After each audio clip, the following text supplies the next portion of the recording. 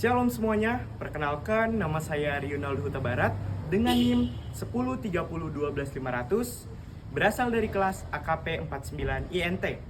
Dan pada video kali ini adalah video tentang penugasan tugas besar agama yang dimana menjelaskan tentang peribadaan pada Telkom University, yaitu ibadah oikumene yang ada pada week 1 sampai week yang ke-7. Mari langsung saja ke dalam penjelasan week 1 sampai week 7.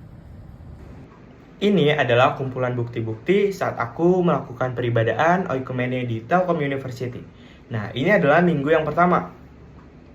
Nah, tapi pada minggu yang kedua aku tidak dapat hadir karena pada saat itu aku ada acara keluarga dan harus balik ke Jakarta. Dan ini adalah bukti yang ketiga dan bukti minggu yang keempat. Nah, pada minggu yang kelima adalah hari ulang tahunku, jadi aku tidak dapat hadir dan aku balik ke Jakarta yaitu pada 19 Oktober tahun 2025. Dan ini adalah bukti minggu yang keenam. Nah, kenapa aku melakukan peribadaan secara online? Karena saat aku ada di Bandung, yaitu saya hanya bergereja di Telkom University dan saya belum memiliki kendaraan pada saat ini. Jadi saya memiliki kendala di biaya transportasi untuk pergi ke gereja yang ada. Jadi saya melakukan ibadah online pada minggu yang ke-6 dan ini bukti. Nah, ibadah yang ke-6 juga ini adalah bukti di mana ibadah ini dilaksanakan oleh gereja saya sendiri, yaitu yang ada di Tanjung Priok. Dan minggu yang ke-7 yaitu HUT PMK saya tidak dapat hadir karena saya ada kelas yang dimana saya tidak dapat hadir di HUT tersebut. Dan ini adalah minggu yang terakhir.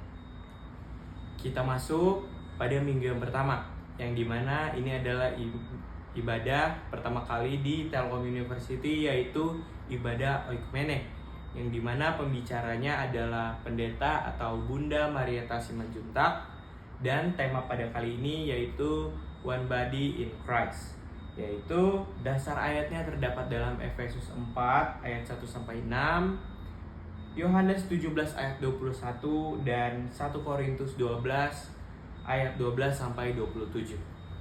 Minggu yang pertama, yang dimana peribadaan pertama kali saya di Telkom University, yaitu peribadaan oikumene. Nah, pada minggu yang pertama ini kan bertema One Body in Christ, yang berarti kita seluruh umat manusia yaitu memiliki satu dan kita satu dalam Yesus Kristus. Nah, dalam ibadah oikumene ini jelas kita berlatar belakang berbeda-beda dengan orang lain. Jadi kita jangan terpaku dari perbedaan tersebut, karena Tuhan Yesus juga berkata bahwa Dia tidak ingin kita terdistract dari perbedaan tersebut, tapi bersatulah. Walaupun kan di zaman sekarang ada yang ibadah satunya sambil tepuk tangan, yang satunya sambil terstruktur. Namun di ibadah oikumene kali ini diajarkan bahwa kita umat manusia harus saling merangkul satu sama lain. Seperti saya sendiri dan teman-teman saya, walaupun berbeda, dari suku yang berbeda, asal yang berbeda, gereja yang berbeda, namun ingin beribadah bersama-sama, yaitu memanjatkan kehadirat Tuhan Yesus Kristus. Dan tentunya kita harusnya mulai belajar sebagai mahasiswa untuk menerima, untuk rendah hati, saling menyapa duluan sesama mahasiswa, dan tidak boleh sombong. Dan dari kebersamaan ini, walaupun memiliki banyak perbedaan, kita mulai belajar untuk saling membantu satu sama lain, teman-teman. Ya. Week yang ketiga. Nah, pada week yang ketiga ini, yang dimana bertema Walking in God's Plan, yaitu ayat utamanya adalah Yeremia 29 ayatnya yang ke-11 dan dibawakan oleh Linson Perlindungan Sitompul. Pada week yang ketiga, yang dimana insight yang saya dapatkan dari khotbah tema Walking in God's Plan, yaitu yang terdapat dalam Yeremia 29 ayat yang ke-11, yang dimana saya belajar bahwa selalu mengedepankan iman kita, melainkan perasaan kita. Jadi kalau kita mendapati suatu masalah, yang dimana kita harus menghadapi itu dengan iman.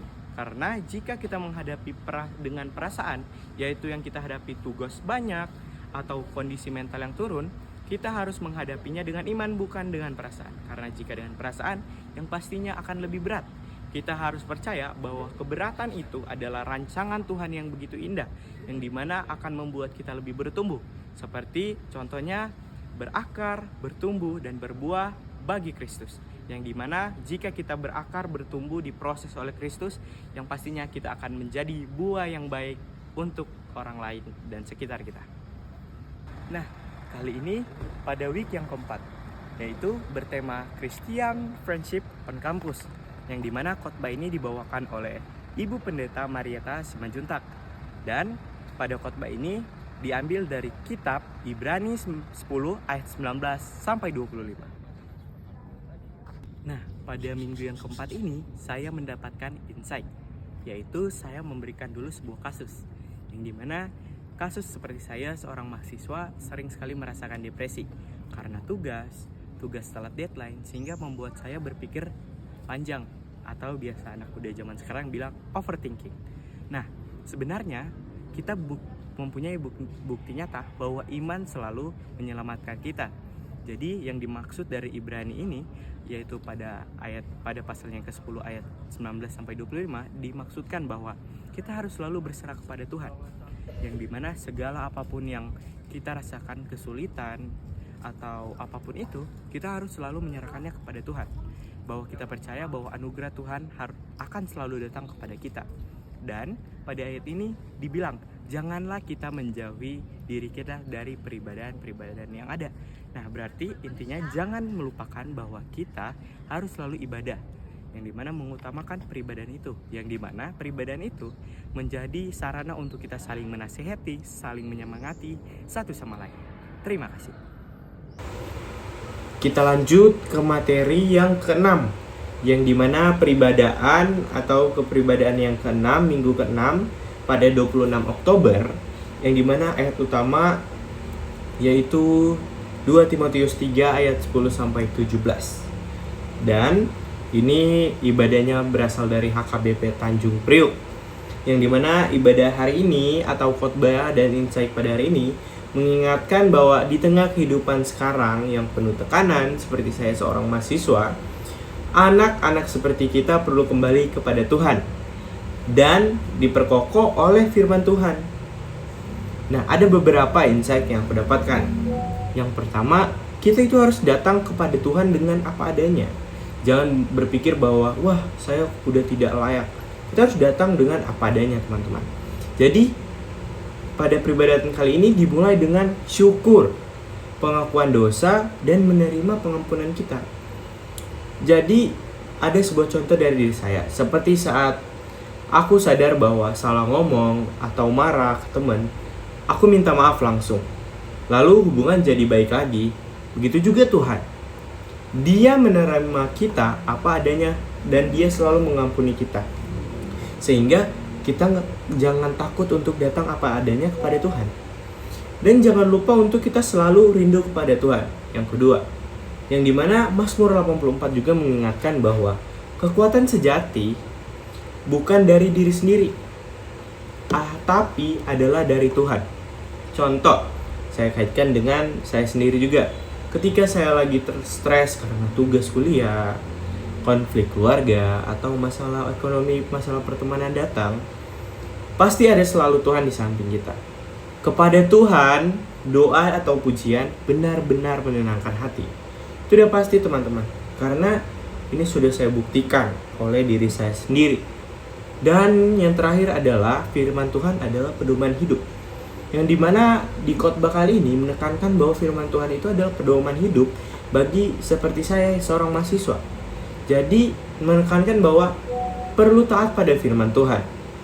Firman Tuhan itu kita bisa ibaratkan seperti Google Maps yang menunjukkan arah supaya hidup tidak nyasar gitu. Jadi senyasar-nyasarnya hidup kita ke jalan yang salah, pasti akan ada jalan Tuhan. Tuhan selalu menuntun kita. Jadi inti dari khotbah ini yang dimana di tengah tantangan hidup yang banyak seperti saya seorang mahasiswa yang banyak tugas, yang banyak memikirkannya, tidak perlu depresi, namun kita perlu datang kepada Tuhan dan dilengkapi oleh firman-Nya. Dengan firman itu kita tetap kuat dan bisa melakukan kebaikan dimanapun kita berada, seperti di kampus dan dimanapun itu. Jadi jangan lupa juga untuk saling menolong sesama, karena kita sesama manusia diutus oleh Tuhan untuk saling menerima satu sama lain. Kepada peribadahan terakhir, yaitu pada 9 Oktober tahun 2025, yang dimana bersumber dari HKBP Tanjung Priok oleh Pendeta Robert Sitorus, dan ayat utama yaitu Yudas 1 ayat 17 sampai 23. Nah, jadi pada khotbah kali ini yaitu peringatan untuk kita para jemaat, para mahasiswa, para manusia, atau ajakan supaya kita tetap kuat iman di akhir zaman ini, yang dimana dunia semakin kacau, banyak kericuan, banyak masalah. Dan ada beberapa inti, yaitu yang pertama adalah ada banyak pengaruh buruk di akhir zaman, yang dimana rasul-rasul sudah menubuatkan bahwa akan muncul orang yang mengejek suatu kebenaran, mengikuti hawa nafsu, memecah belah, hidup tanpa Roh Kudus. Itulah salah satu dampak dari akhir zaman, yang gimana contoh bisa dibilang berlebihan kalau ngomong soal Tuhan. Ya gampang gitu, suka ngomong Tuhan sembarangan. Dan lingkungan yang menormalisasikan pornografi seperti sekarang, dan rokok, vape, seks bebas, dan lain-lain. Ada juga teman yang bilang hidup bebas aja gitu, tanpa aturan Tuhan. Itu adalah akhir zaman yang dijelaskan dari khotbah ini. Nah, tapi kita sebagai yang percaya akan iman Kristiani, mempercayakan Yesus Kristus, yang kedua adalah tugas kita memelihara iman dan diri dalam kasih Allah. Yudas memberikan 4 langkah utama di khotbah kali ini, yaitu yang pertama adalah membangun diri di atas iman yang paling suci. Artinya kita harus punya dasar iman yang kuat lewat firman, dan ketaatan kita akan itu firman Tuhan. Contohnya seperti saya, seperti membangun pondasi kuat iman agar tidak mudah gagal. Seperti saya harus kuat iman untuk menghadapi tugas-tugas. Saat saya dihina, mungkin saat saya gagal, saya bisa melewatinya. Dan yang kedua adalah berdoa dalam Roh Kudus. Minimal kita selalu diingatkan untuk berdoa, bukan sekedar berdoa dan rutinitas, tapi doa yang dipimpin oleh Roh Kudus. Contoh, saat saya bingung memilih jurusan waktu itu, atau ambil keputusan besar, cobalah datang kepada Tuhan. Minta hikmat agar kita diberikan kelancaran. Bukan cuma ikut perasaan aja. Duluankanlah iman kita, teman-teman. Dan yang ketiga, memelihara diri dalam kasih Allah. Nah, maksudnya dari memelihara diri dalam kasih Allah, berarti kita harus tetap tinggal di dalam kasih. Bukan menjauh, tetapi kita harus lebih mendekat terhadap kasih-Nya. Jadi seperti saya juga, pilih lingkungan yang sehat, jangan toksik. Jaga hati, jaga pergaulan, dan jaga batasan. Jangan menjauh dari ibadah, dari perkumpulan, atau komunitas rohani. Ya, itulah materi terakhir.